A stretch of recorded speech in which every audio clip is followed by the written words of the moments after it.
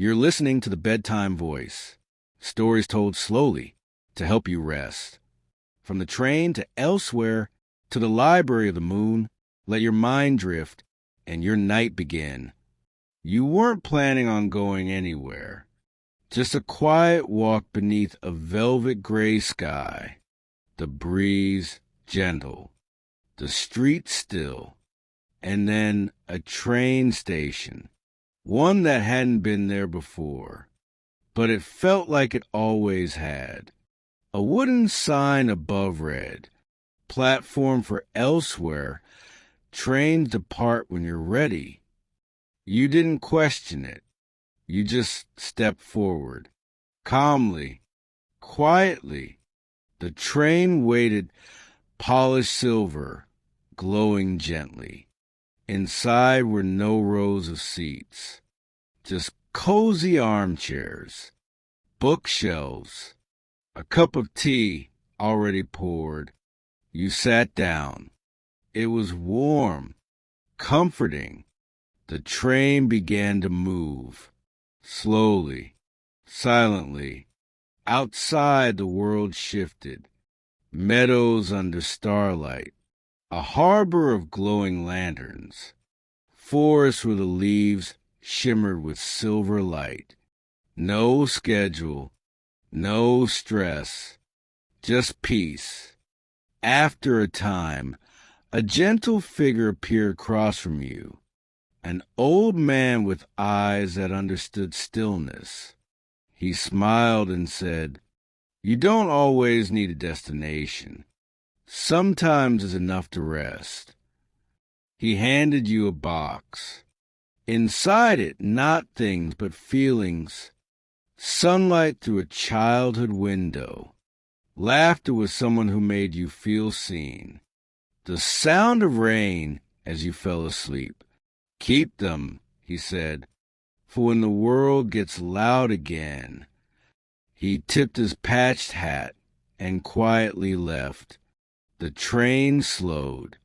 Outside, a still lake mirrored the stars. A rowboat swayed at a wooden dock. No signs, no names. You didn't step off, not because you were afraid, but because you didn't need to. You were already at peace.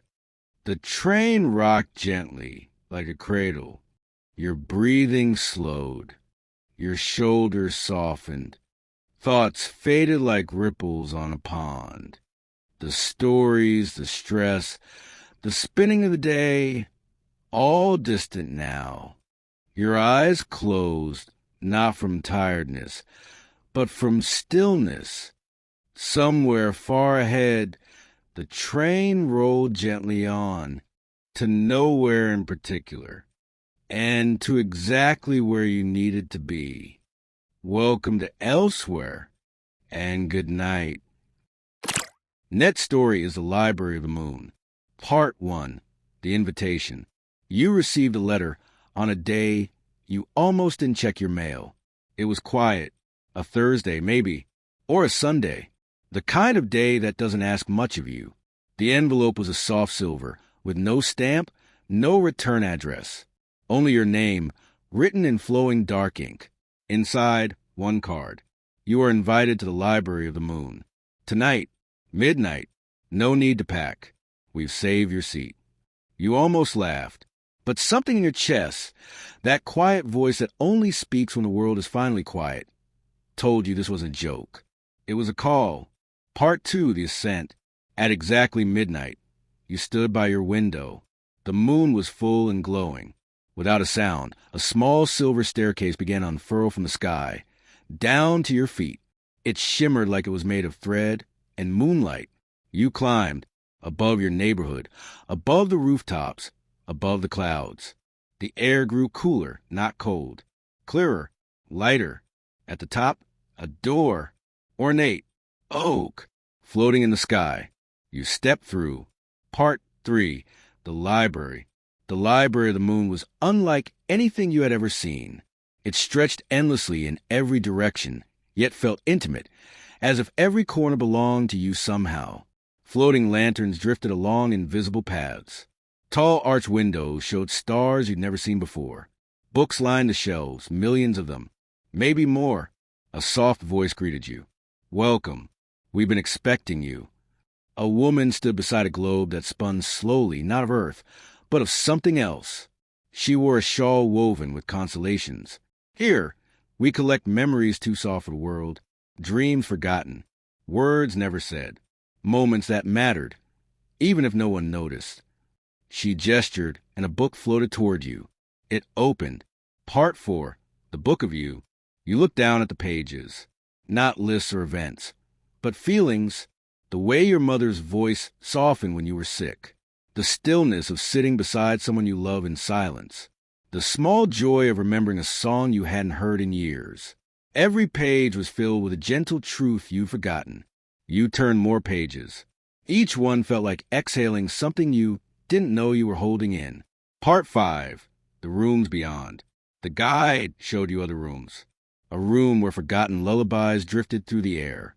A room where tears that never fell were kept safely in crystal jars.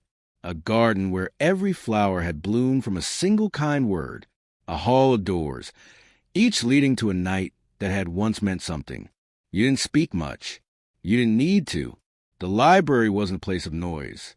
It was a place of remembering. Part 6, the reading room. She brought you to a small reading room. A chair, a blanket, a book already waiting. This one, she said, is a story not yet told, because you haven't finished living it. You sat. The chair was warm. The book pulsed faintly, like it had a heartbeat. You opened the first page.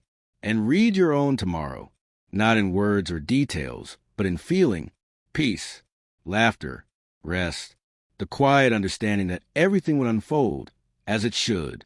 You closed the book and breathed. Part 7, return. Eventually, it was time. The guide nodded, not sadly, but with knowing. You won't remember all of this, she said, but you'll feel it. When the world gets loud again, you'll still carry the silence of this place. The staircase appeared again, descending gently through the night sky. You stepped through the library doors and descended. Below, your world slept, peaceful, slow, waiting for you. Part 8, after. In the morning, you won't remember how you got back to bed, but you'll feel different, quieter, softer, as though someone had taken your heart, dusted it gently, and returned it. And maybe, just maybe, when you look up at the moon again, you'll remember the library waiting there, just in case you ever need to visit again. Full moon good night from the Bedtime Voice.